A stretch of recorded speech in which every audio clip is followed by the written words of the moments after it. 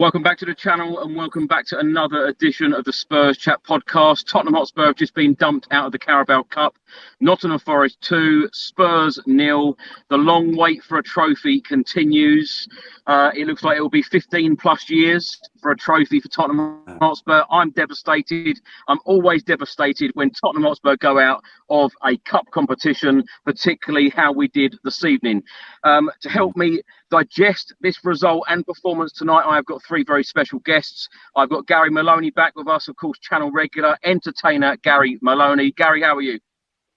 I'm really well, thank you. I'm not too bad. I don't think I'm as annoyed as you, obviously, because I'm not travelling back from Nottingham. So I wish you a safe journey back. Hope the Wi-Fi doesn't cut out. But I'm not too bad. I'm all right. You know, I'm getting used to it. So it's what it is.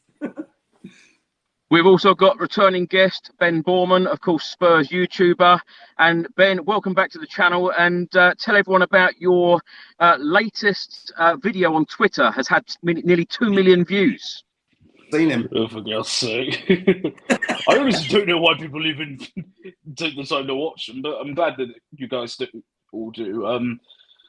But yeah, that's pretty much all I got to say. It's just me, you know, my experience as a fan, really. That's all I do, and you know, I'm glad that other people, well, most of them generally enjoy it. The ups and downs of supporting Spurs, we all certainly know about that. And I'm absolutely delighted to bring on James Black, the voice of Spurs for the very first time. James, welcome to the channel. Lovely to have you here. Hi, mate. How you doing?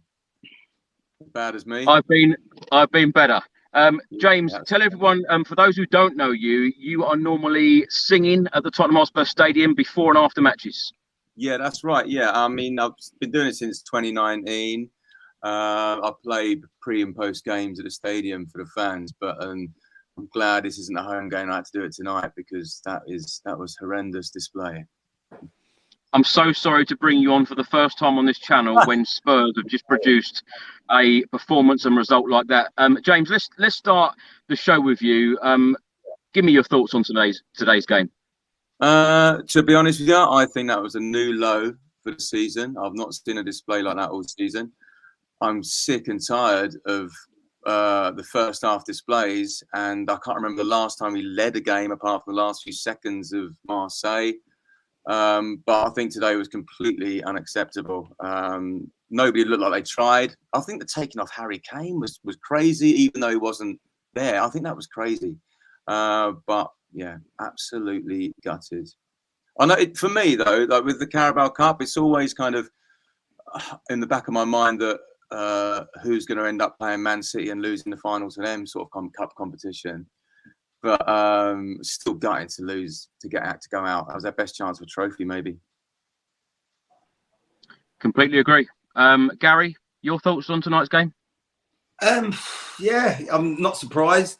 I will just touch on what James said, because I think for me, when he took Harry Kane off, that was the point where I thought Conte's not really bothered about this competition either.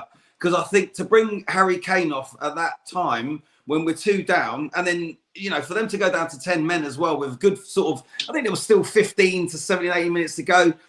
We didn't even really look like scoring. And I just wonder, I know it's a mixed bag with the Carabao Cup. I know there's some supporters that say, oh, we're not interested in it. It's a Mickey Mouse Cup. You know where I stand, Chris. I'm pretty sure I know where you stand, James. I know you, Chris, and Ben, probably you're the same. We probably all want a trophy. The last time we won this, I was there. It was 14 years ago. It's going to be nearly 15.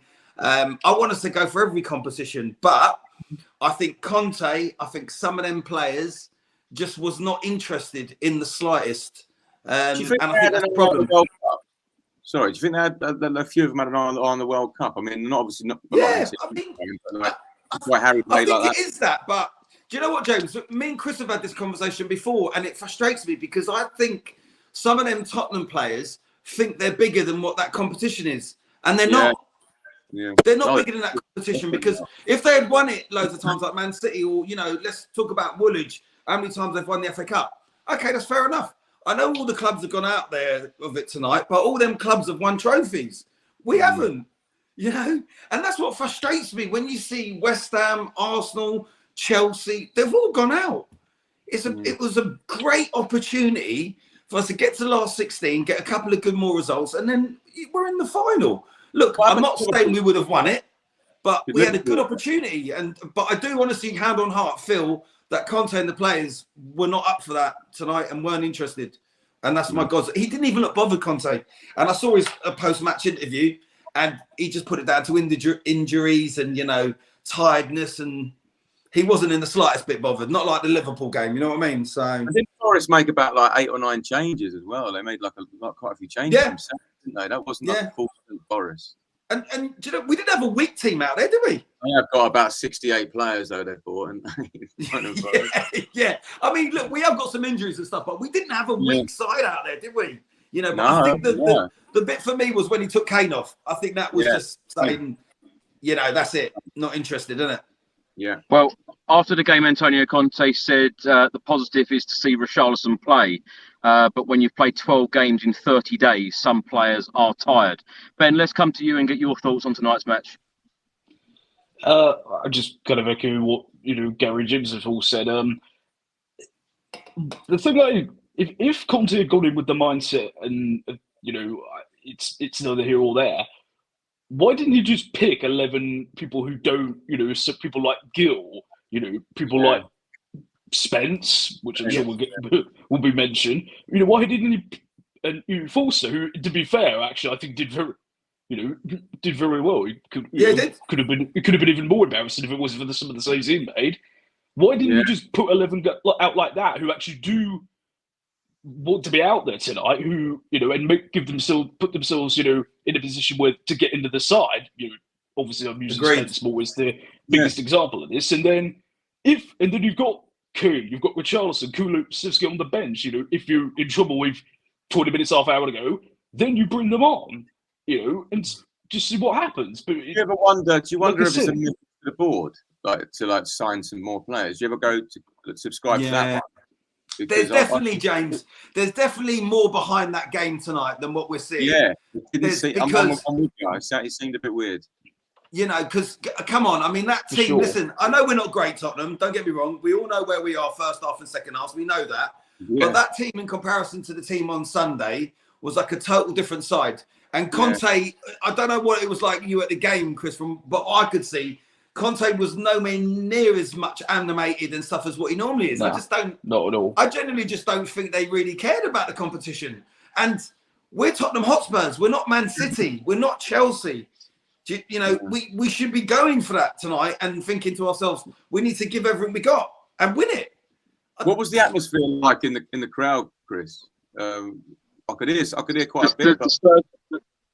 The Spurs fans were up for it in the beginning, and then of course it was the same old Tottenham this season of that poor first 45 minutes. We didn't even really have a good shot on target or test the goalkeeper tonight, which was really disappointing for me. I tweeted before the game earlier today and said that I hope that Antonio Conte and Spurs go for this competition because, of course, trophies are way, way overdue at the club. 4 wins, including the game tonight, would have put us in the final. And I believe that this was the best chance of silverware for Spurs this season. And of course, 15 years, 14 and a half, 15 years without a trophy. It's far, far too long. And you've got to remember as well that players like Harry Kane, Hugo Lloris, Heung-min Son, these guys, Eric Dyer, another one, these guys have been at the club for many, many years. They haven't won anything at Tottenham Hotspur. And Antonio Conte put out a strong side. I was really hoping that he put out a strong side tonight and got the job done. He put a strong side out tonight, and it upsets me more that, as you 3 guys have already alluded to, that there wasn't much fight, there wasn't much desire today, and that upsets me a lot. I'm always really, really upset when we go out of cup competitions, and today is no different because I just feel that the performance was really, really poor. It's the minimum you ask for as a fan, isn't it? It's the minimum you ask for. Yeah, absolutely. Effort. You know what I mean? It's the effort, and that wasn't there. And they need to come out. because I want to talk about the starting 11. Of course, Fraser Forster made his debut in the Tottenham Hotspur goal this evening. Sanchez, Dyer and Lenglet, the back three. The wing-backs Sessegnon and Doherty. In midfield, Skip, Basuma, Højbjerg, and then the forward two of Harry Kane and Ivan Perisic. Now, when you saw that starting 11, you surely thought that Antonio Conte is going for it. Yeah. I 100% thought he was going for it. Yeah, I was quite like looking forward to the game straight away when I saw it. But within about 20 minutes, you saw the same old, same old. I saw a little bit from Basuma at the start. I thought he's playing well. He's quite good. He's winning the ball back a little bit. But it's the same old story. And like I think we had one shot on target in the first half from Doherty, and then we got one shot from the second half. I'm just sick of it now. There's a pattern. And what bothers me is when is it Stellini that come out and said, we don't tell the players to do this. We don't tell them to hold back. We don't tell them to reserve energy. They're not doing what we tell them to do. That's a problem. That means like there's something major there, isn't there? Do you know what I mean? Because they're not instructed. Because what I thought, are they conserving energy for the World Cup or what's going on? And I can't get to the bottom of it. I can't think. I don't understand. Yeah. Gary, were you happy with the starting 11? Would you have made any changes? Yeah, I was happy enough. I probably would have liked to see Brian Gill start because I'm quite a fan of Brian Gill. I know people have this thing of saying, oh, he needs to put a bit more size and weight on, and and this. But I find that really odd because if you look at Bruno Fernandes, there's nothing of him, and he can play the game. You look how much muscle Royale's got on him, but he's crap. So all this, he's got to put weight on. But the team, I looked at the team and I thought, yeah, we should have enough to win. Let's see how we start. I watched it with my boy and I said to him, we'll know within the first 5 minutes. And within the first 5 minutes, we knew. I will say, though, I do think I have to call him Foster because I find Forster just too difficult to say. But I think Foster looks, it's really weird. But I did think Foster was pretty good. He was more man of the match, actually, Gary. I think if it wasn't for Fraser Forster tonight, it was embarrassing losing 2-0, but it could have been even worse without him. 100%. And I thought he was really confident. He had a couple of good saves. And also I thought he was good from crosses and set pieces. And I thought he commanded the box. I thought it was really good. And I do think, listen, we were rubbish tonight.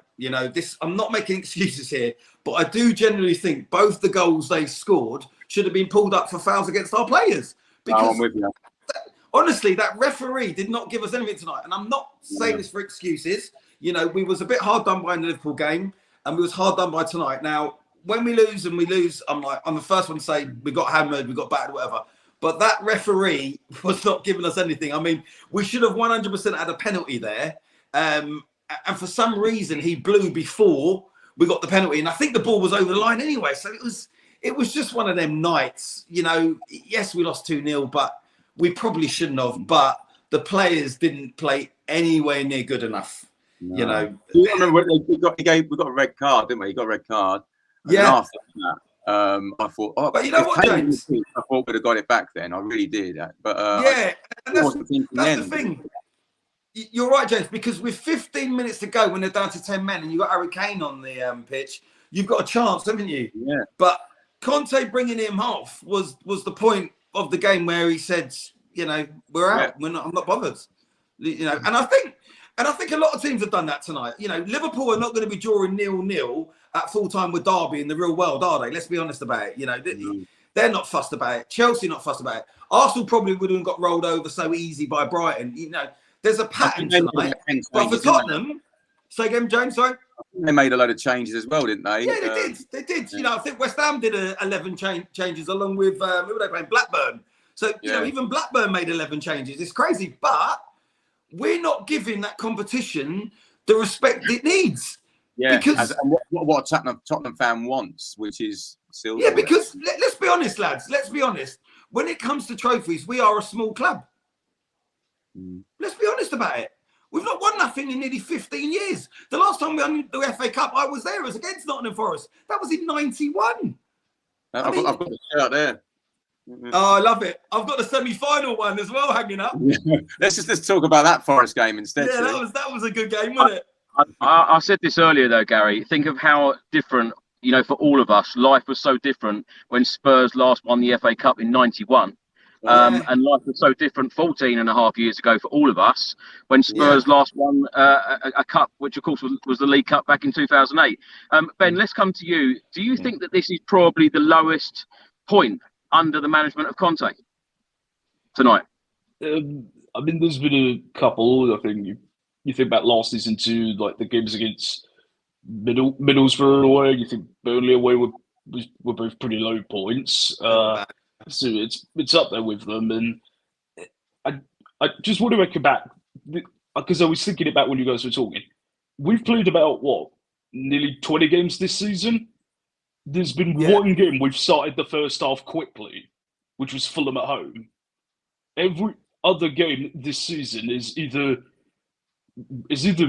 been a slow start or we've conceded first. It can't be a coincidence that happens every single time. I don't know if the players just don't, as you guys alluded, the players just aren't listening, or they can't implement what Conte's telling them to do. I mean, crazy. I'm not saying Conte's blameless in all of this, but if you can't get it through to them, you're kind of helpless. Yeah. In my opinion, I know Gary's saying about decisions went against us today. I feel that the wing-backs again this evening have let us down. I think Doherty sold himself for the first goal very easily. Sessegnon's mistake for the second goal. I just feel that they don't help us at all, these wing-backs going forward or defending, and I just think that they are a liability. The stats from today's game, Nottingham Forest had 41% possession to Tottenham's 59. They had 14 shots to Tottenham's 9. We only had 2 shots on target. Nottingham Forest had 8. They had 9 corners. We had 8 fouls. Nottingham Forest 14, Spurs 16. Now, can I just remind everybody, we played a team tonight, bottom of the Premier League. They also made changes. We went very strong. I feel very angry about today's performance and result.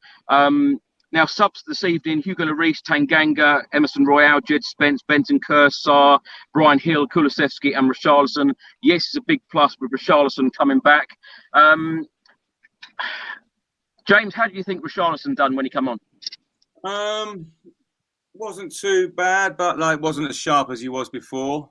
I actually did think that was a goal when that first went in as well, to be honest with you. He wasn't quite with it for me. Wasn't the Richarlison I'm used to, which you expect when he comes back after injury, I suppose, a bit. He wasn't. Same with Kulusevski. I think the two of them weren't as in it as I thought they would be. I thought that would change it. But maybe they miss having Kane on the pitch to provide for them, because he's becoming a bit of a provider, isn't he? So maybe it's that. But not quite with it for me. James, can I go back to talking about the wing backs? Because in your opinion, who are the best wing backs at Spurs? Because I'm absolutely baffled that Conte has got these wing backs that just don't suit his system, that just don't work in the system that he wants. Yeah, when you was talking about it, I was thinking just exactly the same thing. I think I completely agree in terms of how weak they are, but also in how pivotal they are in a Conte system. So I don't understand how he hasn't gone out and got world class in that area, which is the pivotal thing of his whole system. And I definitely don't think Royale, like I'm sure most of us would agree. I do believe Spence should be given a chance. How can you test someone in the Premier League without playing him in the Premier League? I don't understand that. And yeah, for me, that baffles me that they're not starting him. Doherty, I thought was brilliant at times last season, and I don't understand how that's not happening again. But maybe it's a confidence thing after injury. But yeah, definitely not Sessegnon and Royale for me. No way. Gary, let's come to you, because I felt that Nottingham Forest started the game very well. After 7 minutes, they had a shot deflected over the bar. A couple of minutes later, they hit the post. The rebound come out to Jesse Lingard. He headed it. Forster made a good save. After 22 minutes, Lingard shot over the bar from 18 yards. They had a number of chances. And then a minute later, Forster made another save.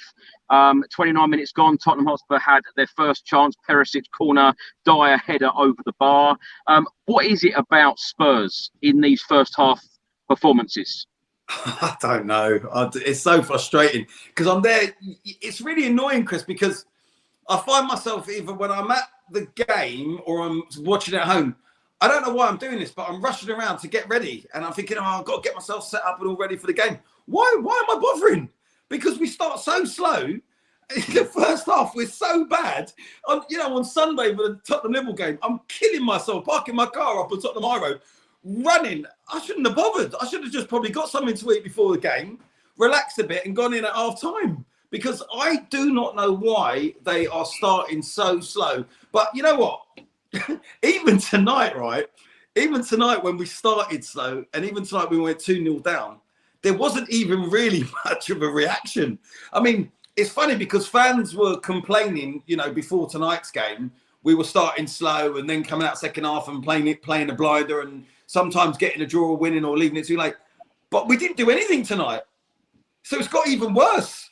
But I do think that is partly because it was the third round of the Carabao Cup. Now, I know that shouldn't make a difference and we should be winning every game. And I want Tottenham to win every game. Chris, you, me, know, we went to all the friendlies.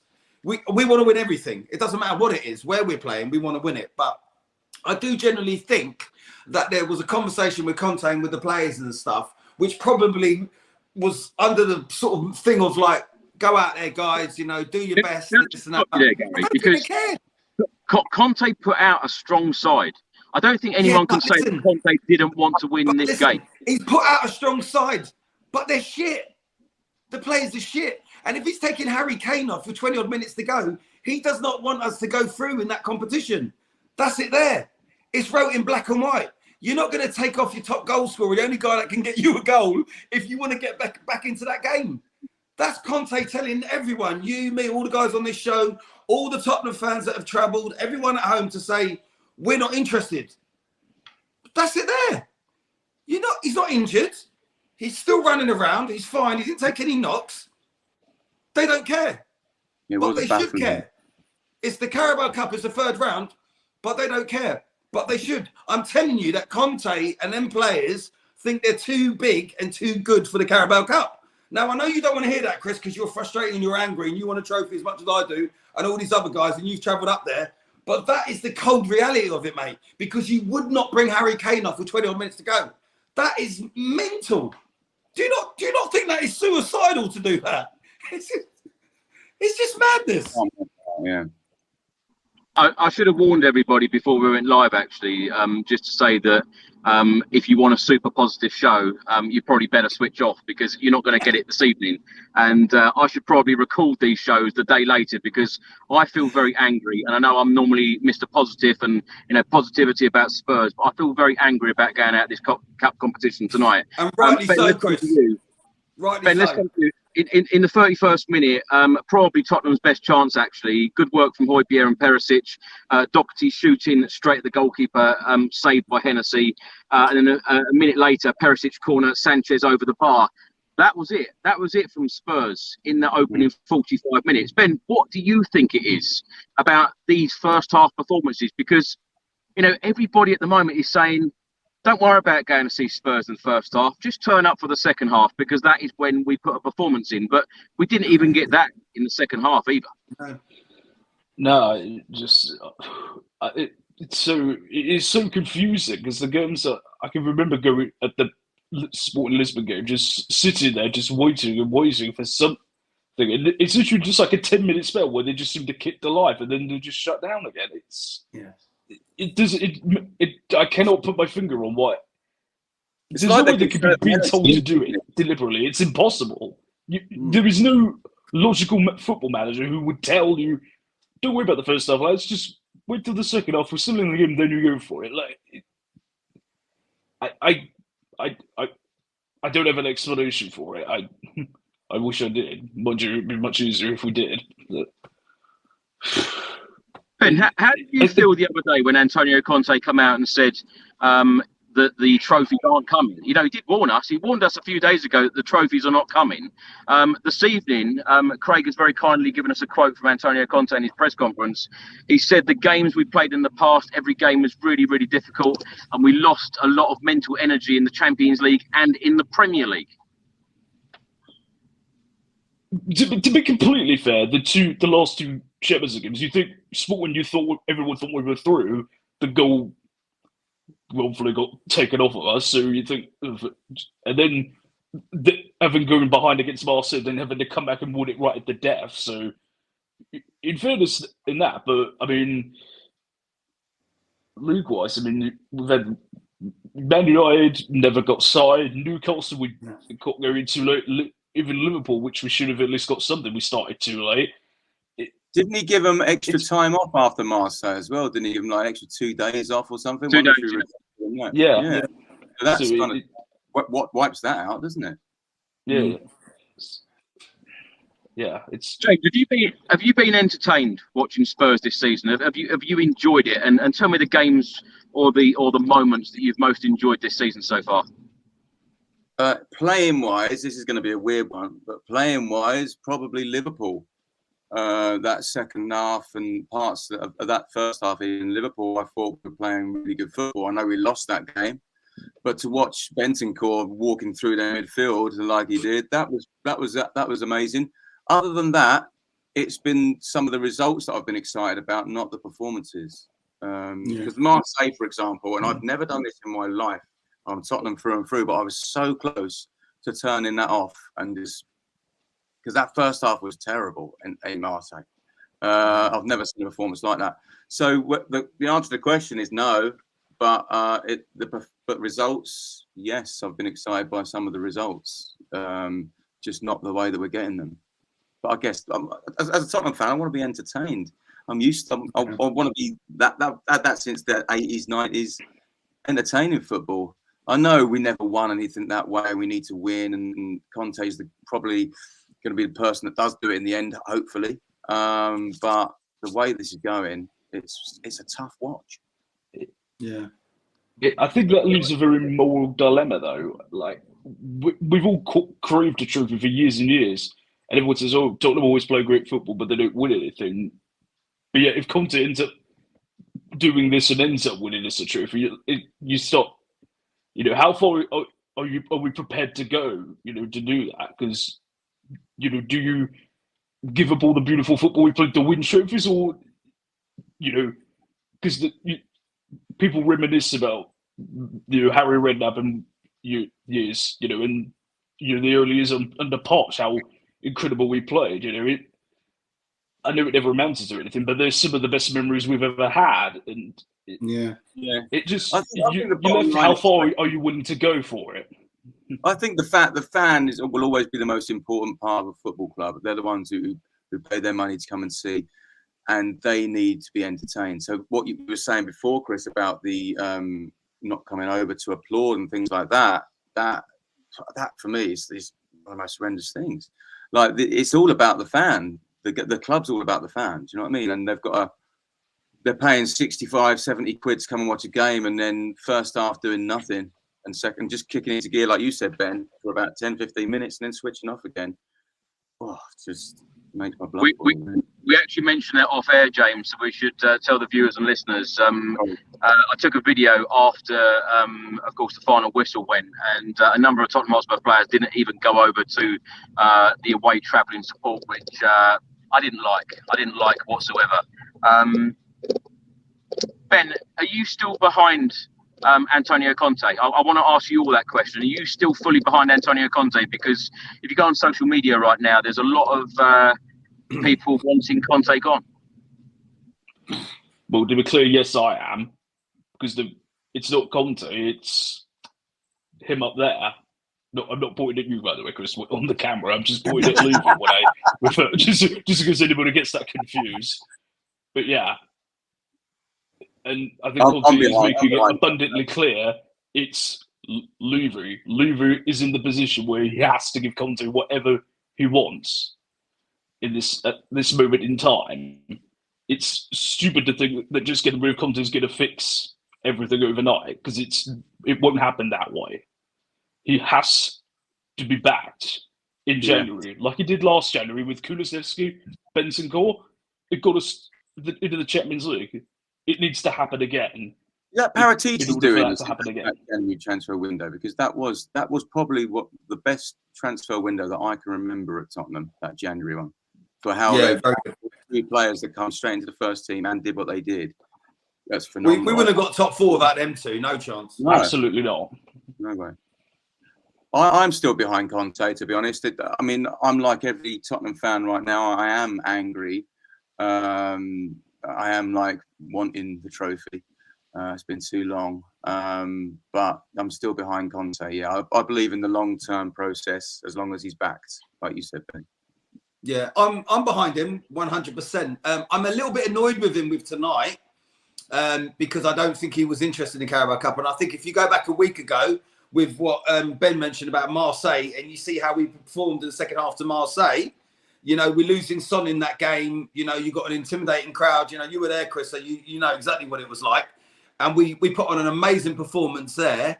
And then you fast forward a week and we are as poor as we are in that game and he pulls Kane off. That's no coincidence. You know, he's putting his priorities in order. He wants us to go further in the Champions League than what he does in the Carabao Cup. Now, all of us as fans, and I wouldn't say all of the Tottenham fans, but I don't know, Chris, what it would be. But I see a lot on social media, you know, on Facebook, Twitter, where fans don't want Tottenham to win the Carabao Cup. And I've seen a lot of fans tonight saying, oh, I'm glad we're out of that Mickey Mouse Cup. I find that bizarre. But I do think some of the players and Conte are in that way of thinking for this competition. And that's why I think you saw such a difference with Marseille and with Nottingham Forest. We've already beaten Nottingham Forest this season, haven't we, at theirs? Yeah. I mean, you know, what does that say? Do you know what I mean? And last Wednesday, we went through to last 16. When losing Son, you know, it's not a coincidence, is it? You know what I mean? There was no effort with any player tonight. We're like 11 days until the World Cup as well. If you throw that in, for the key players, I mean, their mind has got to be on that, which is unacceptable. I mean, I don't know how you guys are, but I am absolutely club over country by quite a distance. Yeah, 100%. 100%. Maybe like years and years ago, like in like Italia 90 or something. But like, Gaza. Yeah, but I'm club over country, and I think most Tottenham fan is. So I think Kane's performance. I think he had his mind. Do you know what? I do think a lot of Tottenham fans are not interested in that competition, and I don't know why. I find it really strange. It's weird. Why would any Tottenham fan, Gary, not want to see the team parading down the high road, lifting that traffic? You know, all of the top teams, Liverpool, Manchester City, they all take these competitions like the Carabao Cup seriously. We've got another comment here from Antonio Conte. He said the players were really tired. I tried to manage the situation, for example, in midfield with Højbjerg in the first half and Bentancur in the second half because they were really tired with the risk of injury.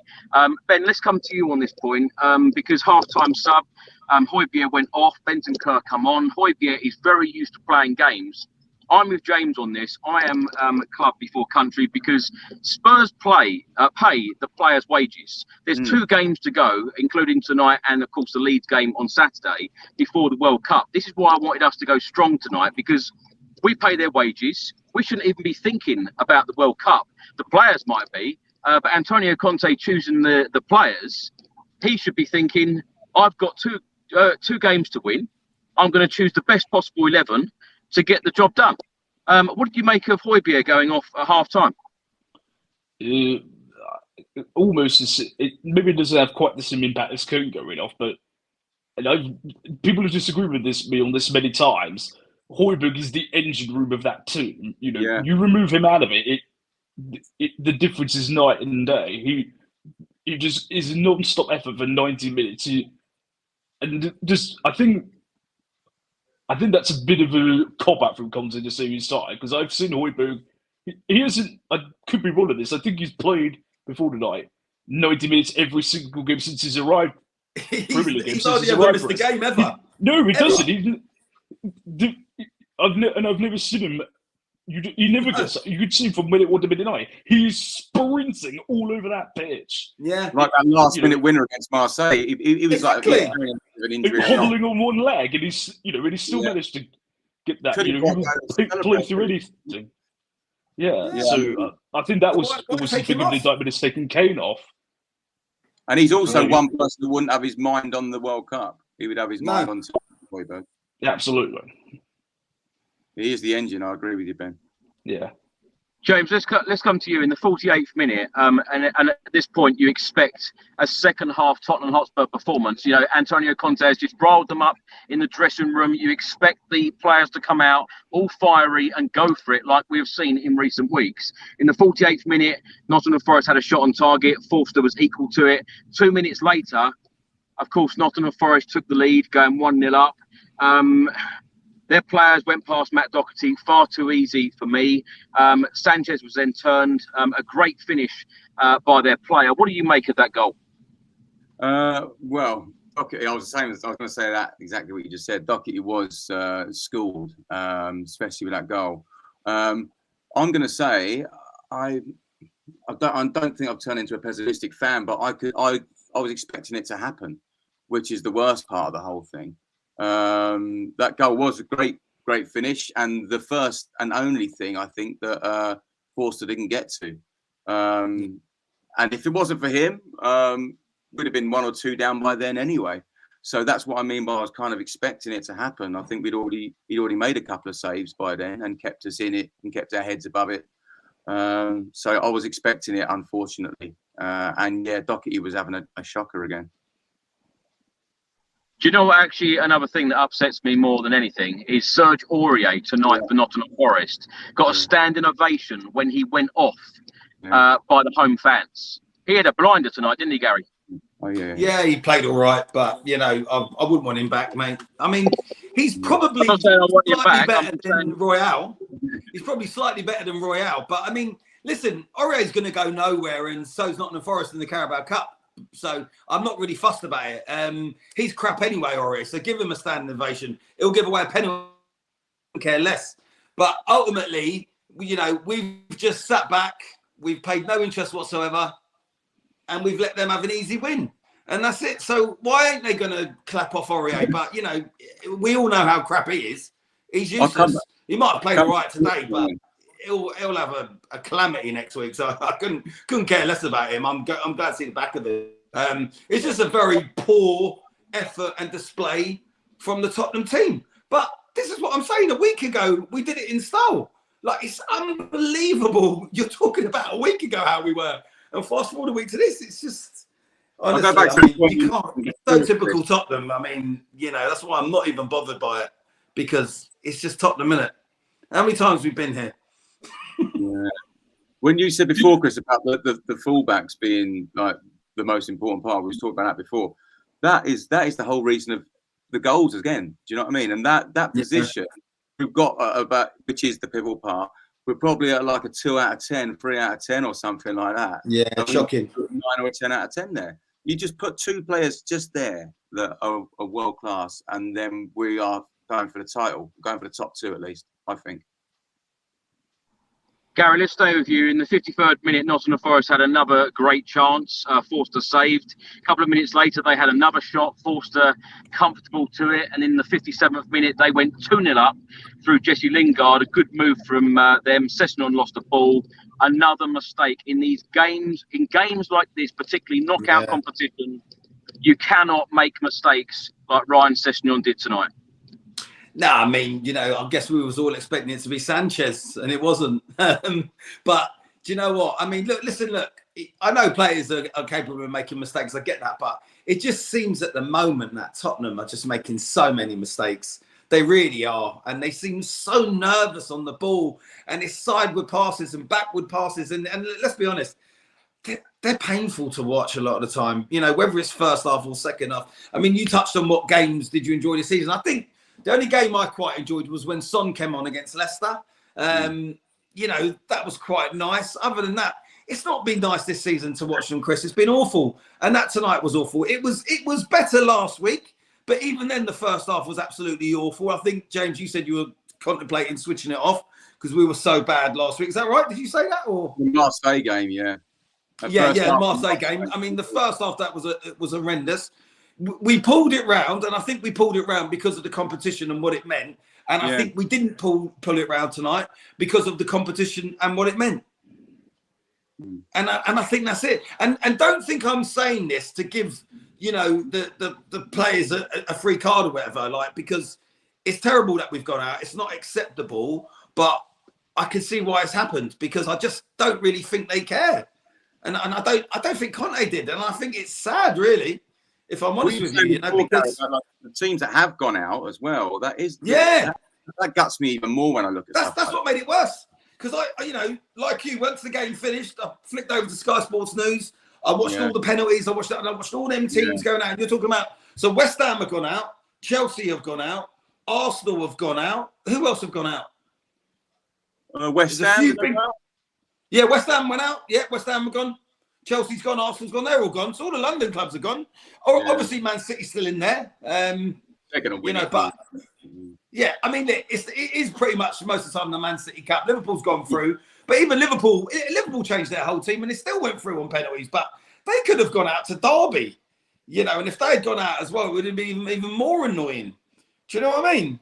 So I just think we've missed a good opportunity there. But how many times, Chris, have we been on these shows and in this situation of thinking we've missed a good opportunity? And tonight we've done the same. I mean, look, we got to try and pull some positives out of it. You've got another 2-hour journey home. We have to say we're in the last 16. We play Leeds. We get a good result there. We have a break. Yeah, Gary, I get all these positives, and normally I'm on, you know, very positive on these shows. But as I said, and as I'll keep saying, Nottingham Forest are bottom of the league. Yeah. I know, and I think if we was playing them in the Premier League tonight, if we was playing them in the Premier League tonight, Chris, I think we would have beaten them. And they played 9 changes, Forest, didn't they? 9 changes as well. Yeah, I think we would have beaten them because the players would have been more up for it, and he wouldn't have taken Harry Kane off with 20 minutes to go. Can I just ask all of you very quickly? A Manchester City fan is stating that Spurs need Pochettino as soon as possible. I've seen this comment a lot actually in the past couple of weeks when Conte has been taking a bit of a bashing from some Spurs fans. Personally, I'm a huge fan of Conte. He needs to be backed in these upcoming windows, and Conte needs all the support he can get, and he needs the chance, in my opinion. But let's answer the question. Do any of you three want Pochettino back? No, I don't. Not whilst we got Conte. No, and one thing that I will touch on with that as well is Conte as a person. You can see how passionate he is. So when he's getting, I'm not saying it's right or wrong to do this, but when he's feeling the boos and the things that are happening from the crowd and that, I think that does really affect him. So it might be a reason that he was the way that he was today. I'm not saying it's right or wrong. I'm just saying about Conte as a person. You can see that he lives off this passion and the fact that everyone's around him and helping him. And a lot of people do that. So I'm wondering if like we go with him. Do you know what I mean? And I mean from the top down as well. Like back him and we back him. I think we'll see something. And I think back him in 2 windows, give him what he wants. Fans get behind him, and we will see some great results. That's what I feel. Yeah. Gary? Well, listen, you know, from day one, I was the one that always said there was only one manager for us, and that was Conte. And I remember when I was coming on your show saying it to begin with, people were laughing at me, thinking we'll never get Conte. And you know, probably Levy offered him a silly amount of money and said you can only bring 2 people in 1 in 10. And then we got Nuno, and you know what happened there. And then he went back in and he got him. We have the best manager that we could possibly have. I certainly didn't want Graham Potter. And I certainly don't want Poch back. I think that ship has sailed. If he comes back in the future after we've won something with Conte, great. But I think before we bring Poch back, we need to be in a position where we've won something. So then we can bring him back for the romance and everything, because it doesn't matter. You know, at least let's get married and get divorced and then go back again. Because at the moment, what is the point of bringing Poch back when we have one of the best managers in the world that's won everything? I don't see any logical with it. You know, yes, he got us to a Champions League final. Yes, we know he didn't have any money for everything else, but also we were shocking in the league and we had some very bad results. And, you know, and some of his decision making in that Champions League final, like not starting Mora, was criminal. So for me personally, I'm Conte in. Yeah, me too. What about you, Ben? Yeah, same, mate. There's very few people who loved Poch more than I did at Spurs. He was absolute. And as I said, the memories he created with that team were amazing. But just people thinking that putting Poch back, like I said earlier, it will just fix everything overnight. It doesn't work like that. It sounds like we're beating the dead horse, but we must emphasize, Levy has to give Conte what he wants. Yeah. To get this team to the level we need it to get to. Yeah. And Conte is, I think, even though fans can be frustrated with his comments, I genuinely think he's just being honest with us that, look, I can't fix it overnight. I need time to do it. And however painful it is, and, he's got to be allowed to do it, because otherwise all we're going to do is just keep going round in circles to the end of time. You got to remember when he said as well. I mean, like he said that if I'm the problem, I will lead. Remember, I think it was after the Chelsea defeat or something. And obviously, Poch had said from before about this great house needs furniture. So we kind of know what's going on. And yeah, I think 2 or 3 more windows, and I think we'll see a big difference. Which is what is that what he said? He said, give me 2 or 3 more transfer windows. Yeah. Yeah. We've got 2 left, isn't he, or something? Ben, let's come back to you. In the 59th minute, Antonio Conte and Spurs were 2-0 down at this point. Conte made a treble change. Perisic off, Skip off, Kane off, Richarlison on, Kulusevski on, Brian Hill on. How are you feeling at that point? Did you think at this point, 31 minutes still to play, that Spurs were going to turn it around? The minute that I saw Kuhn was going off, no. I saw Kulusevski, Richarlison. I thought, oh, okay, let's just go gun-ho and just see if we can pull this off. But the minute that I saw Kuhn's number, I mean, I think Gary echoed it perfectly. Like it was just Conte saying, "I'm not really bothered what happens." But when you look back at what happened, if Kuhn was on the pitch and Forest are down to 10 men, look, I'm not saying we could have turned it. We would have turned it around, but who knows? The point is you've got to have him on the pitch for the chance, and we never, But I think, as has already been said, I think Conte just said, whatever, just whatever. Yeah. James, just come to you in the 65th minute. Antonio Conte made another change, Jed Spence. A lot of Spurs fans expected Spence to start the game today. I think it upset a lot of people that he didn't start because, of course, up until today, he's only played 3 Premier League minutes so far this season. Just 3 minutes after coming on, he burst forward, was then brought down. It was a good run by him. Do you think in the future he will get game time under Antonio Conte? Because there's rumours circulating that if he doesn't, he could possibly go out on loan in the January transfer window. Would that be a good move for him?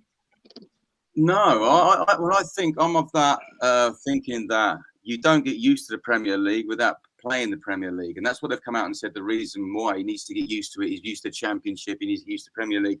I think the only way you can do it is to play the Premier League. You can't do that in training, really. You can't get used to the Premier League in training. So it baffles me. I do wonder if it's because it wasn't a Conte signing, which is what he said, that there's something in that.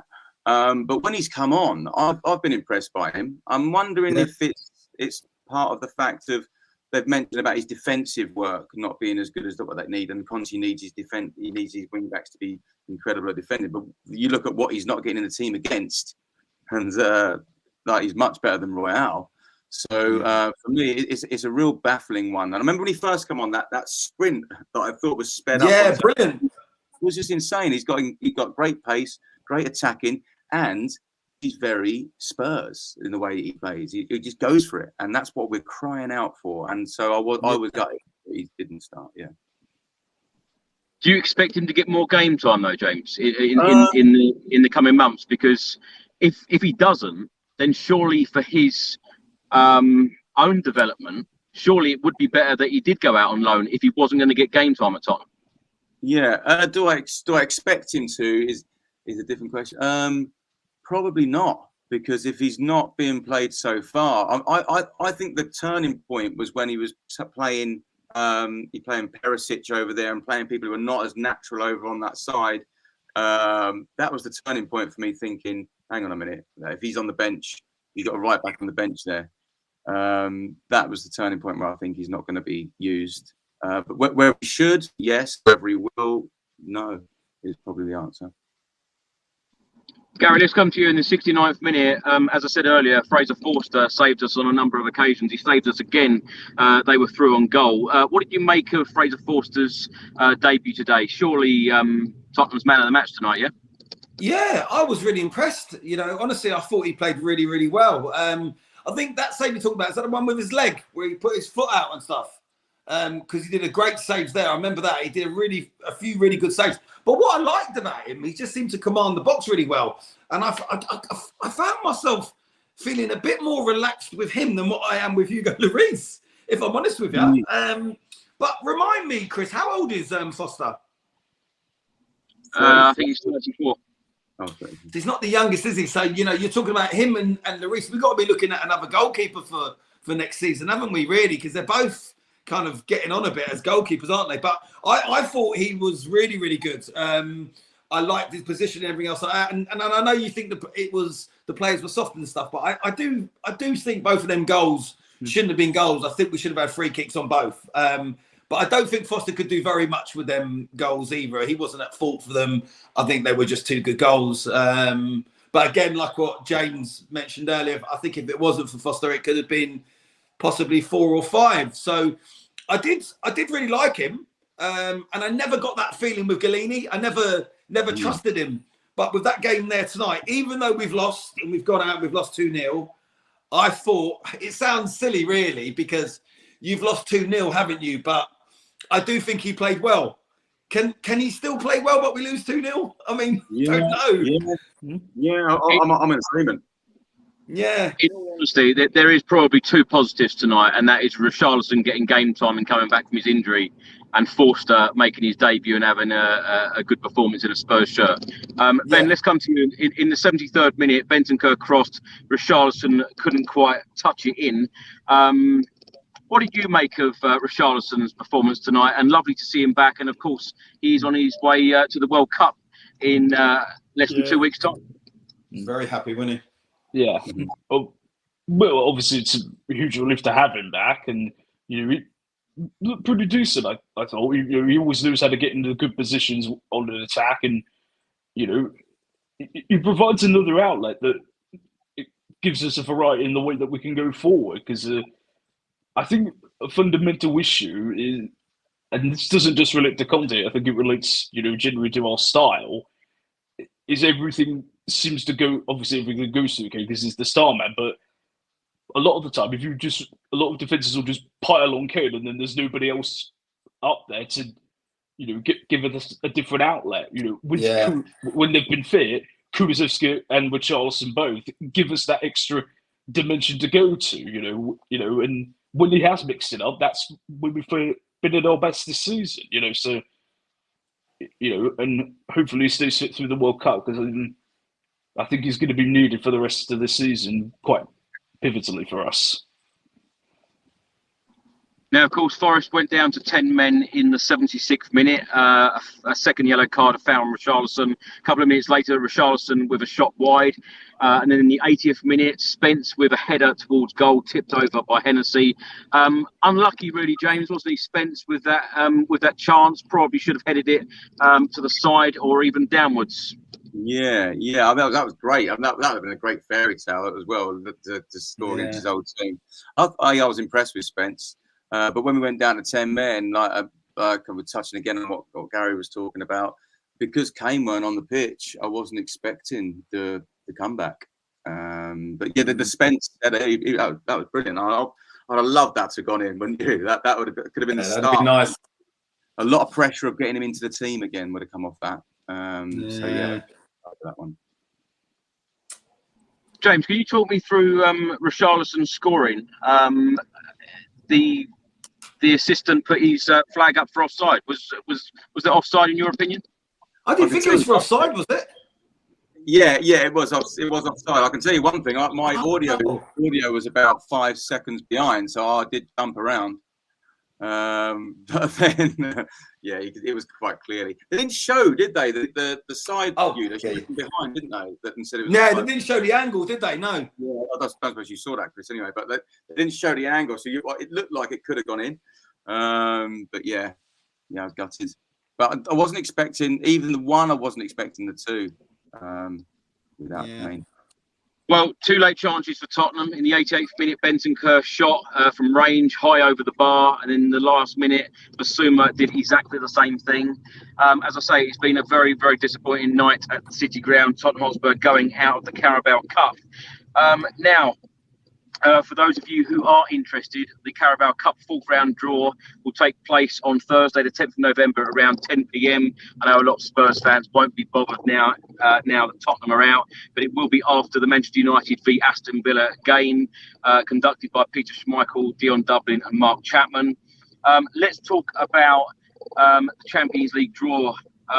Tottenham Hotspur has been drawn against AC Milan in the last 16 of the Champions League. The away leg in February and then home leg in March. Gary, thoughts on the draw, AC Milan? Yeah, I was pretty happy with that. I was quite happy, and I think the going away first and then getting back at ours, I think is always good. So yeah, I sort of kind of was sitting there waiting for it to come out, and when it did, I was pretty happy, I must say. I laughed when I saw Liverpool's one. And I think in comparison to Liverpool's one and Chelsea's one, I think we did all right there. So I think we'll be all right. And obviously Conte knows them teams, doesn't he? He knows their style of play and stuff. And again, you touched on it. It's in February, it's in March. Hopefully our players will be back. All of them will be fit. And I can't see any problems with us getting a result over at theirs, or at least keeping it to a draw, and then getting the job done when they come back to ours. I'm really, really confident. And I'm confident for 2 reasons. One, because we've got the away leg first, but also 2, when the games are happening. So it gives us a bit of time, and hopefully we'll have a few more players back, and we won't have... Because let's not forget tonight, it's not an excuse, but a few bloody injuries, And games like that, when you think if you've got Son on the pitch, I just think it would have made a massive difference. And yes, Kulu come on in Richarlison, but are they fully fit yet? I don't think so. You know what I mean? So when that comes around in February and March, I think it will be a good result for us. And I think we'll go through. I really, really, really do. Do you know what, Gary? This evening, I think I've turned into you and you've turned into me. Yeah, I've believed in at Nottingham Forest tonight, and you're confident that we're going to go through and beat AC Milan Champions League. Ben, what are your thoughts on the Champions League draw? Yeah, very happy with it. Obviously, it brings back a lot of memories of Lennon's burst of red squaring it to Crouchy all those years ago. That Lennon run, wasn't it? Yeah. God. Run. Yeah. And yeah, especially given Conte's track record, I think he's beaten Milan every single time he's ever come against them as a manager. I think it's 10 times in a row he's beaten them. So that's good. That's encouraging to know. And yeah, as Gary alluded to, with everyone hopefully fully fit by then, yeah, I think there's no excuse for us not to go, through against Milan. And personally, I think we could beat them home and away. But we've got more than enough to get through, I think. And yeah, I think the draw worked out pretty well. Yeah. What about you, James? Because Antonio Conte must have loved that draw. Of course, the San Siro he knows very, very well, having managed and won Serie A with Inter Milan, and now, of course, going to be facing AC Milan in the last 16. Were you happy with the draw? Yeah, I was similar, touching what Ben was saying. I think that, and what we've touched on before, I think Conte is going to be really, really up for it, which is a major thing. He should be, obviously, anyway, but to be up against AC Milan. Plus, yeah, as Tottenham fans, we all remember the win. So, for me, I thought it was an incredible draw. But I would say this. I was also in the camp of I wouldn't mind playing against PSG, like get the best. Yeah, few said that, yeah. Yeah, and that I know it seems like we'd be out on that, but I don't know. I'd have still been quite confident. but also played against the best, and that's why we're in the competition as well. I want to be doing that. Yeah. Well, of course, James, we do play on a Wednesday night and our rivals play on a Thursday night. I know you've got a song about it. Before we talk about the transfer window and the Leeds game, have you got a song for us? Yeah, I'll do the... hang on. Yeah, come on. We need cheering up. We need a bit of cheering up. And my singing won't do it, will it, Chris? You heard my singing when we was in Rennes. You sing along, Gary. Yeah, you do a bit of backing. Oh no, he had me for 8 hours in the car in France, mate, in Rennes. I've seen Ben sing a few songs on a couple of his YouTube videos, so I've no doubt he'll be joining as well. And I've got your meme. I saved it. I saved your meme. This right? This is. And it's the only smile you're getting out of me tonight. This is the back of a headrest off the plane between Spurs and Marseille. The players went on. Someone gifted it to me when I was playing. Oh, wow. Yeah. Sweet. Named Holly, she gave it to me. Anyway. Right. Ready? Don't feel like singing, but I'll do it anyway.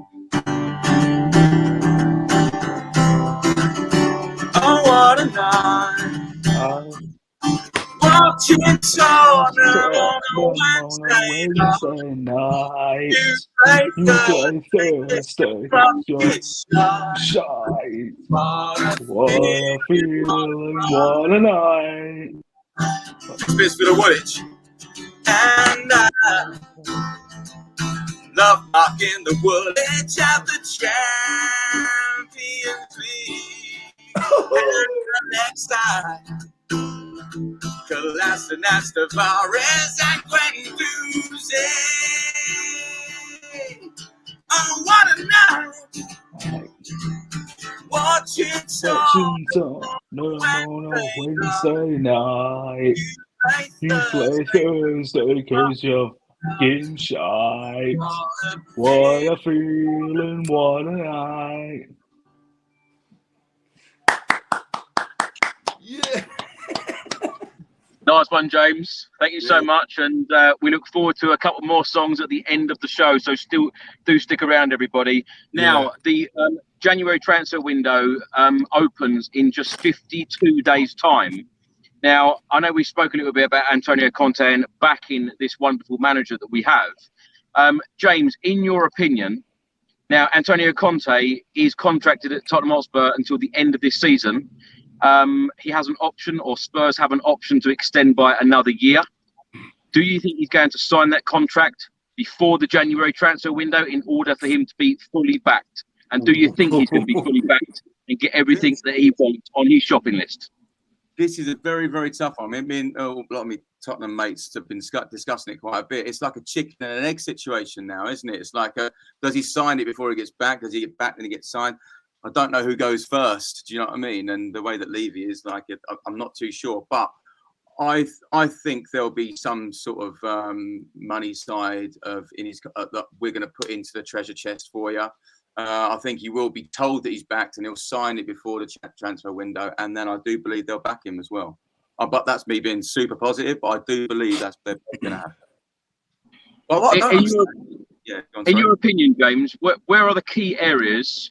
And being realistic, what can Tottenham do realistically in this January window? Because reports in the last couple of days have been published stating that it is all about quality in this window, not about quantity. It has to be about quality, players walking in to this starting 11, doesn't it? Yeah, I mean, the areas are, for me, the wing-backs and a central defender. The areas that I think he needs to touch on. In terms of the players, I'm going to be completely honest here, and I'd not really heard too much about Bentancur and Kulusevski beforehand. I hadn't heard too much about them. I didn't know that they're as good as what they are. So I do trust in the system with that as well. But getting world-class wing backs and a trusted centre-back to go alongside Romero and Longley, probably for me personally at the moment, that would be the massive change. You can't play the way that we're playing without having complete trust in your back line. You mentioned Clement Lenglet there, James. What have you made of him so far? And from what you've seen, would you like Spurs to possibly sign him on a permanent deal? I would actually, and I wouldn't have probably said that a month ago. And it's not just because of the Marseille goal. That probably did help my brain a little bit on that. But I would, yeah. I think he's getting quite commanding. Seen him being a lot more vocal in the last few games. And I would trust him over Dyer at the moment. So having him with Romero and a world-class centre back would be incredible. So yeah, I do want him to sign. Gary, same question to you. In the January transfer window, is it possible that Spurs could go out and sign world-class players that will walk straight into this starting 11? Well, it's possible, yeah. But I mean, again, like what James said, they were called Juventus rejects, weren't they? And I didn't know very much about Bentancur or Kulusevski, but I mean, I've probably mentioned him a few times to you, Chris, but I absolutely love Kulusevski, and he just came from nowhere. And Bentancur himself. So I'll trust the process, It's going to take time. If they bring in... We need minimum 3 players, don't we? They've got to bring in at least 3 players minimum. It doesn't necessarily people we even need to know because, like what James touched on, none of us really knew too much about Bentancur and Kulusevski. But if it weren't for them, we wouldn't be in the Champions League playing. So, who knows what January can bring? January transfer window is often called the bad window and you can't get players in it and all that. Well, we've done really well in January. And I think that was the difference between, I was just pipping Woolwich at the end there.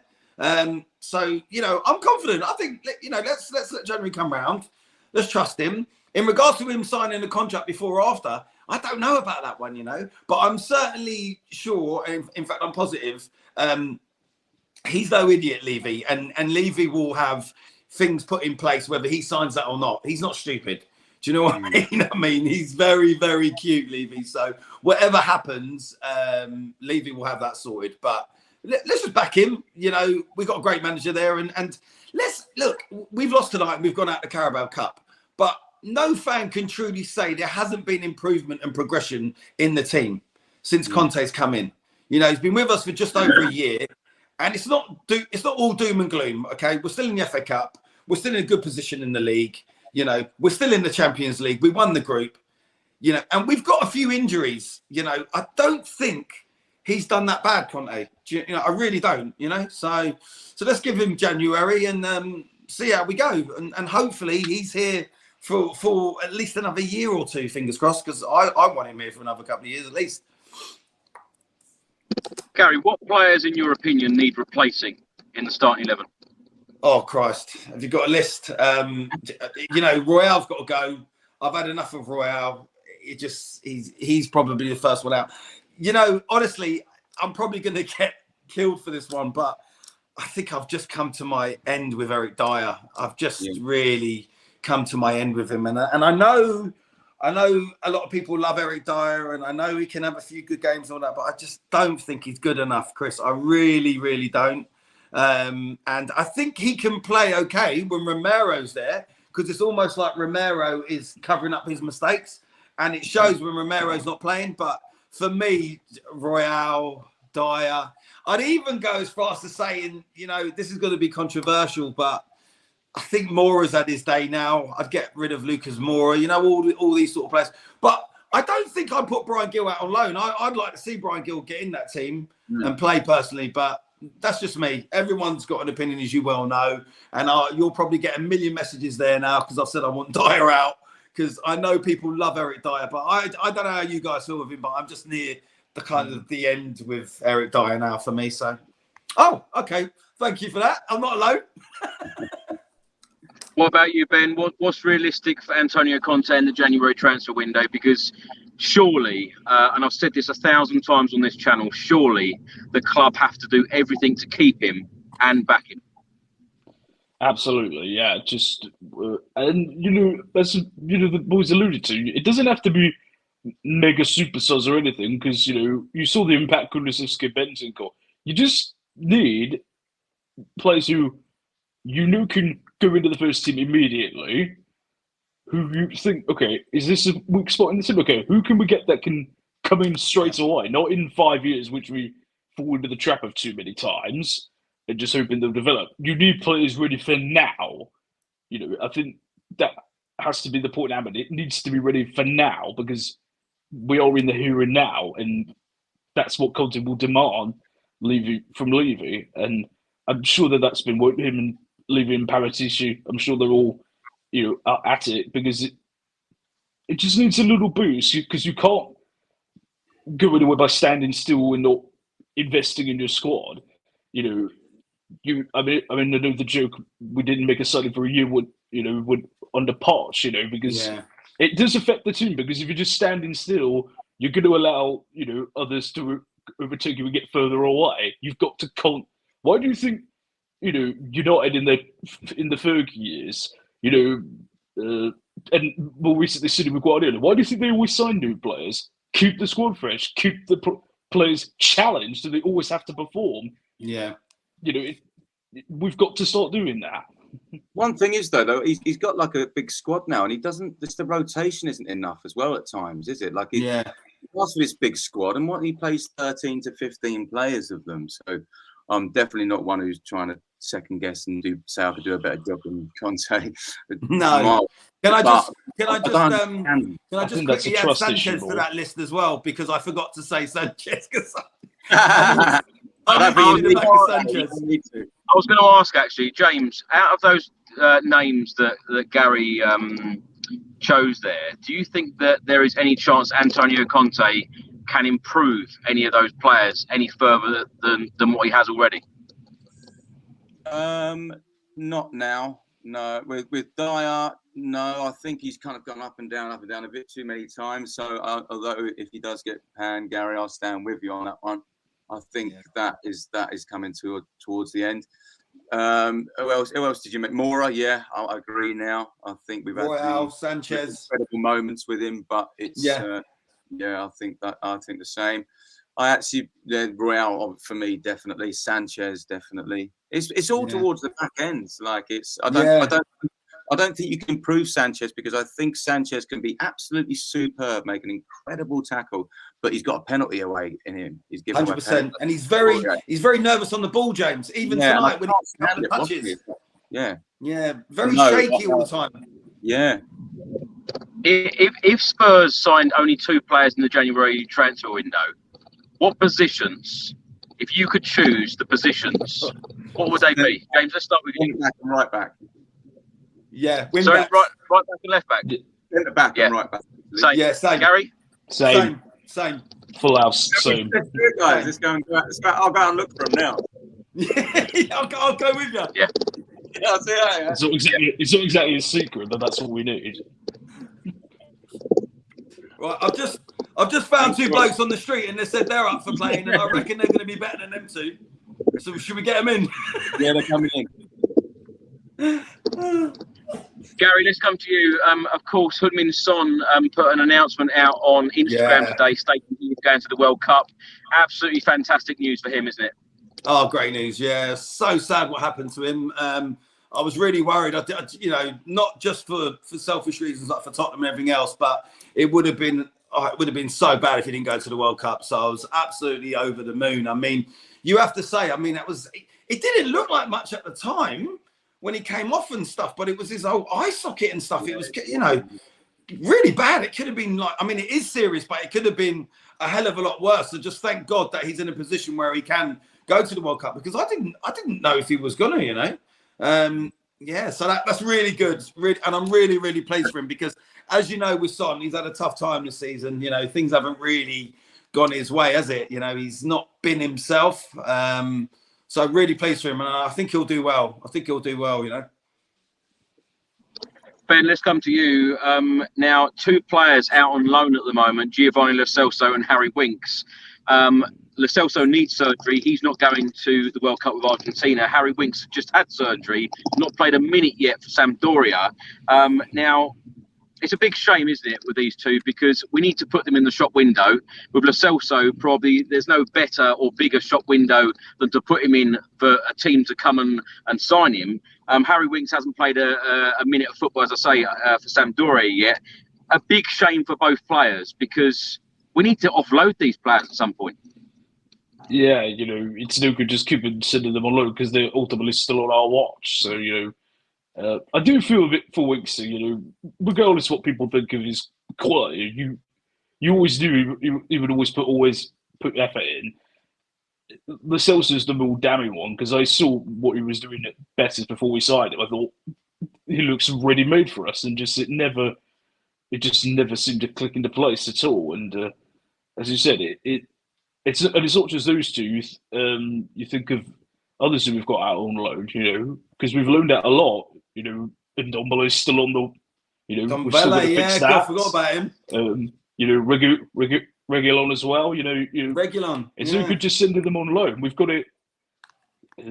God, I don't know how hard it is, but we've got to find some clubs who need to take them off of because I think that's kind of almost affected the players who come in, because we've got to get rid of them sooner or later.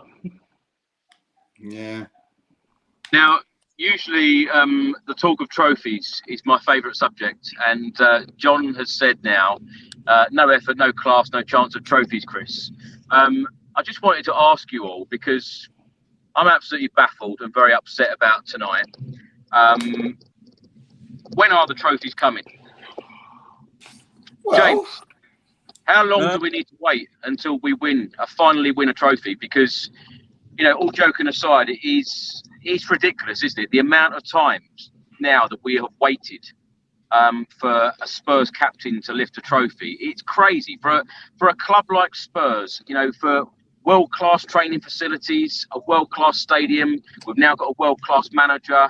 As I said earlier today on the show, Harry Kane, Hugo Lloris, Sonny, top players at the club. And when you think, in the last 14 years, all of the players that have come and gone, including decent managers as well, including Pochettino, they've all come and gone to Tottenham and gone away from Spurs without winning a trophy.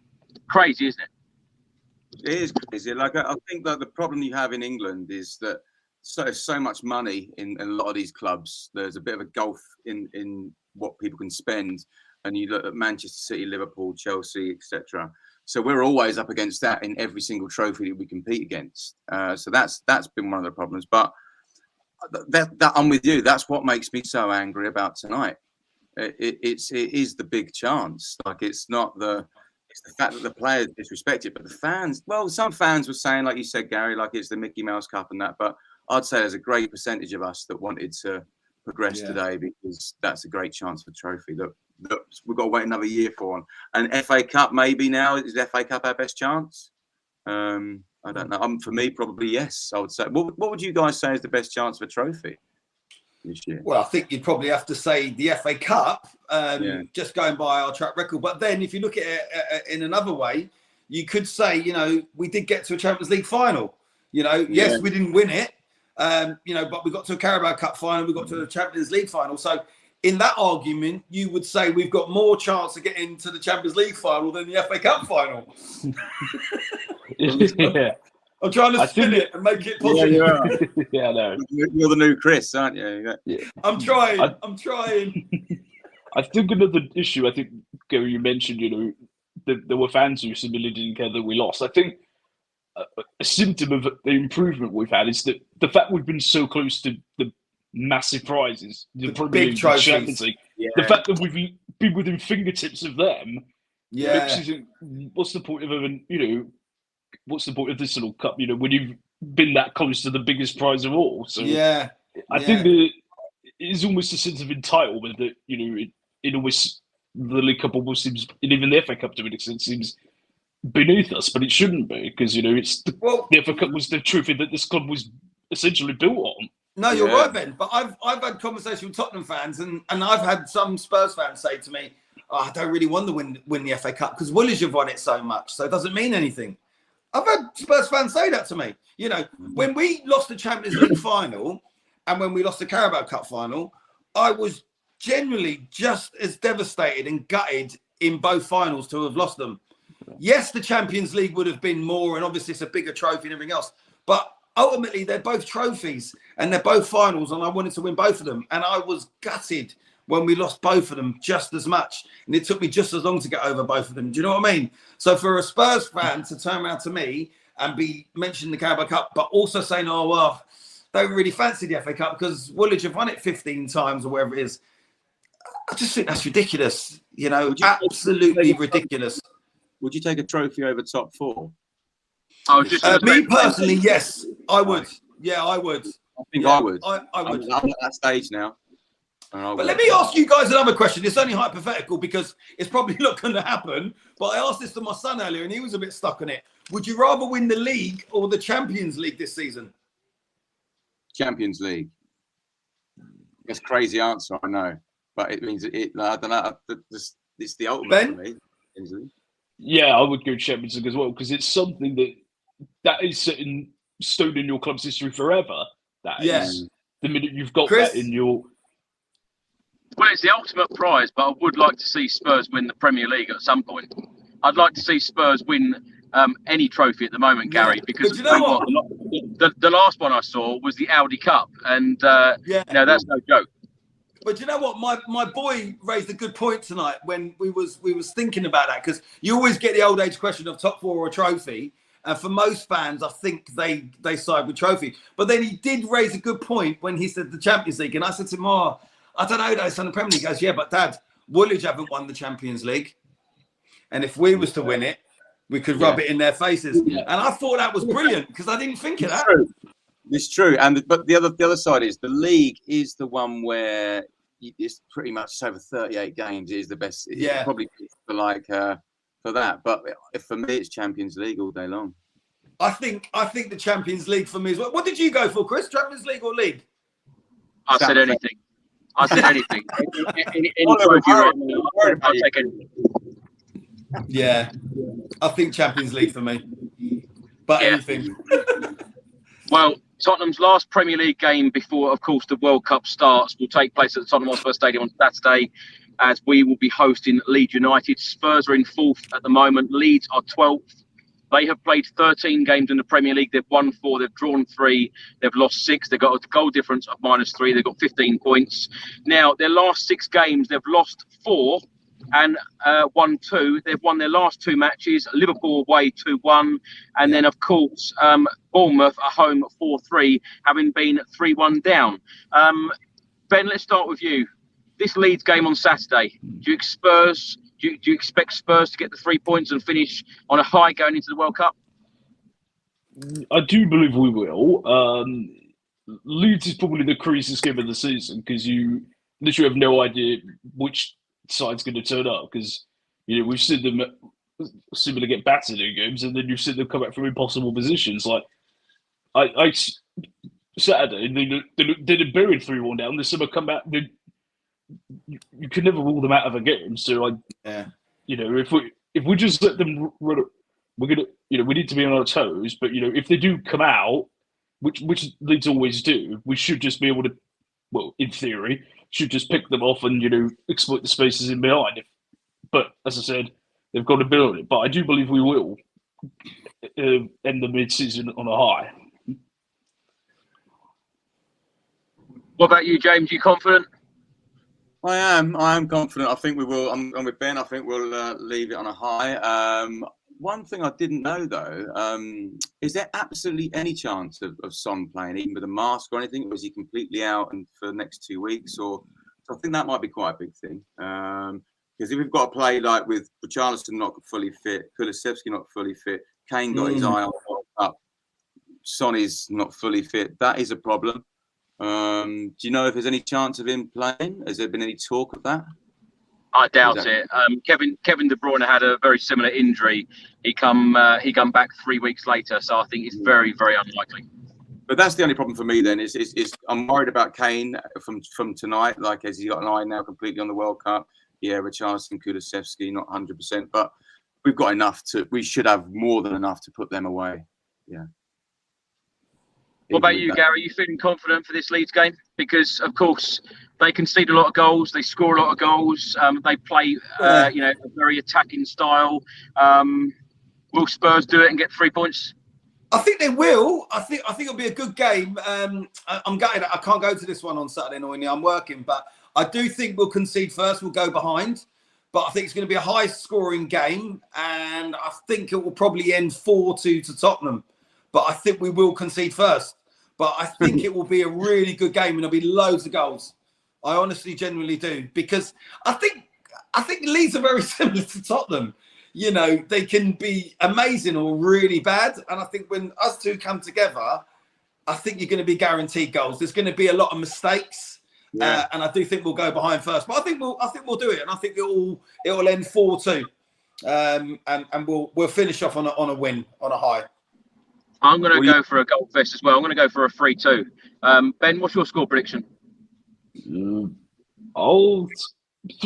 Spurs. James? 4-1. So Wow. we're all going for goal fest. All going for wins. Right, I've got five very quick questions to ask you guys. Gary, let's start with you. The position that you think Spurs will finish in the Premier League at the end of the season? I think we'll probably finish fourth. I think we'll finish fourth again. Ben? Second. I think we finished second behind City. James? Third. I Third. think leave it done to Ben's back. Third, yeah. Okay. How far do you think? Actually, I'm going to go as well. I'm going to go with fourth. I think we'll scrape fourth. Gary, how far will we go in this season's Champions League? Oh, that's a killer. Oh, you got me. Oh dear. Oh God, I don't want to answer this one. I don't know. I think maybe the semi-final. I think we'll get to the semis and then we'll go out. Do you know what, Chris? I do have a sneaky feeling we're going to do really good in the Champions League, but I don't want to say anything silly like we're going to win it. But I'll tell you what, thank God for you three on this show tonight, because I told everyone that it wasn't going to be a positive show. So thank you for you three guests for making this positive tonight. Wow. Ben, what about you? Champions League this season? I think if the draw's terrible, I think we can get to the final again. I just think the European football, I think, suits us style better, and it's just got that funny feeling about it.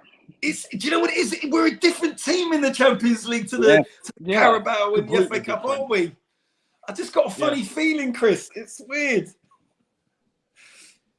Yeah. James, what about you? I'm going to go quarterfinals. What about you? Quarterfinals. I am very, very close to what both the guys have said. I do think we're a different team in the Champions League, and I do think we'll get to the final.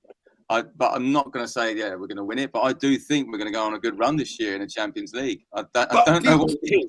Do you all think, maybe not you, Chris, but Ben and James, do you think in the back of your mind there is a chance that we could win the Champions League this year? That way where we can be a bit like, I don't know, when the teams come out. I know it's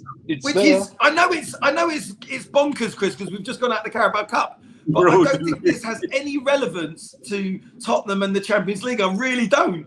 And that's why what happened tonight has not fazed me in the slightest, honestly. If we get through Milan, which I definitely think we will, then you've got to think Liverpool, Real Madrid are out. Okay. That's it. PSG or Bayern Munich, they're out. Yep. Yeah. So and we're in the quarterfinals with two of them out. That's what I'm saying. But I am maybe a bit of a deluded Tottenham fan, but that's how I live my life. Yeah. Gary, the third question: what year will Tottenham finally win a trophy? Oh dear. All right, listen. This year, we're going to win a trophy. 2023. One. Wow. My God, I want whatever you've had tonight. I want some. I've had a lot of sweets. I'll back it too. This season, it's going to happen. Yeah. Yeah, absolutely. Are you not winding me up? No, Chris, honestly. No, absolutely not. I genuinely think it. I genuinely do. And I didn't feel like this last season. And I didn't feel like all of this is going to be clipped and it's going to end up on Twitter, yeah? Yeah. I'm used to it, Chris. Trust me. It doesn't. He's got memes already. I've seen this. Wow. Too. James, what year are you going for? 2024 FA Cup. 2024. FA Cup next year. Next season's FA Cup. Okay. Yeah, I'll go with 2024. Hopefully it'll be soon. Hopefully it'll be this year, but who knows? How many players will we sign in the January transfer window, Gary? 3. I think it'll be 3. You were very definite about that. 100% 3. We're going out looking for them, aren't we? Yeah. I'll go 2. I've got 2 already. I'd say 2. 2. Yeah. James. Yeah, I'll be there in a minute, mate. Yeah, I'm going to tell him. I'll tell him. Yeah, all right. How much do you want?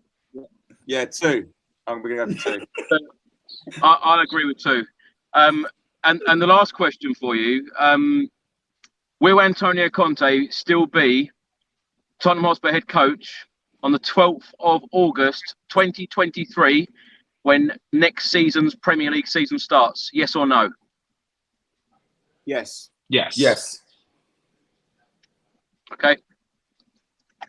Have we helped your mood today, Chris? You have actually. You put a smile on my face with some of your answers, I must say, and I think you've cheered up a number of the viewers as well. So thank you for that. You've been great guests, you 3 this evening. James, you're gonna close the show with some singing. But first of all, tell everyone where they can find you on social media and what you're up to at the moment. And will you be performing at the Leeds game at the Tottenham Hotspur Stadium Saturday? Yeah. I'll be playing at the Leeds game at the stadium. I will be at the Shelf Bar, which is on the East Stand, level 1, block 120. I play quite a lot of the games at the stadium.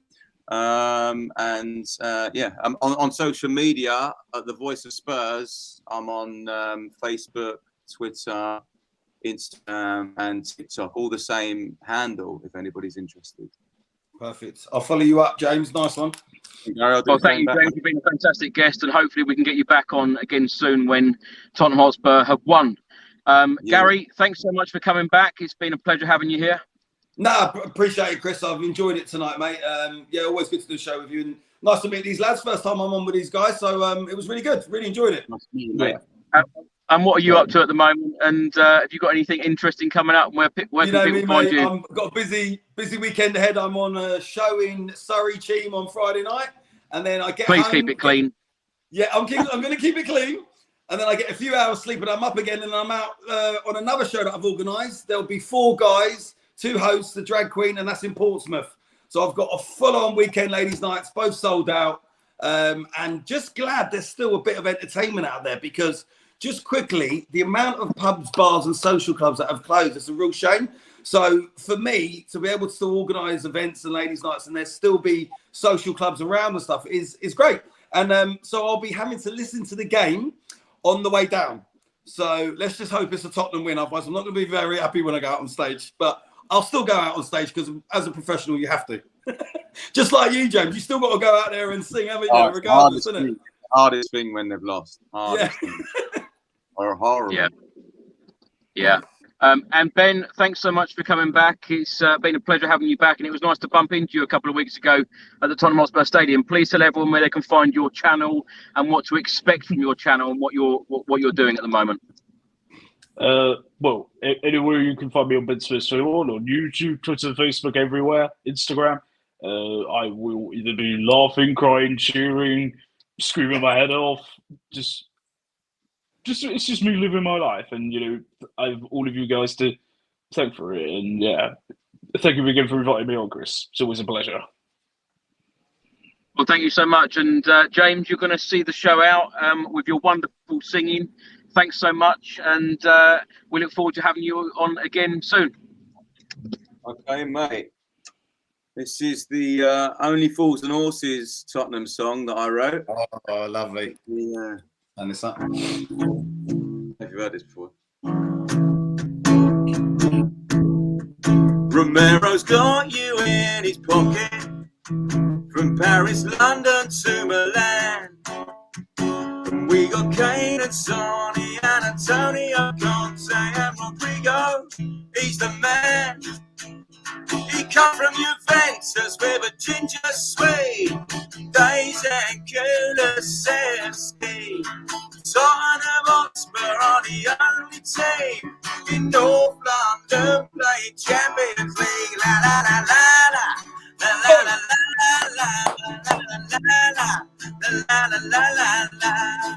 Tottenham Hotspur on the only team in North London playing Champions League. La la la la la la la la la la la la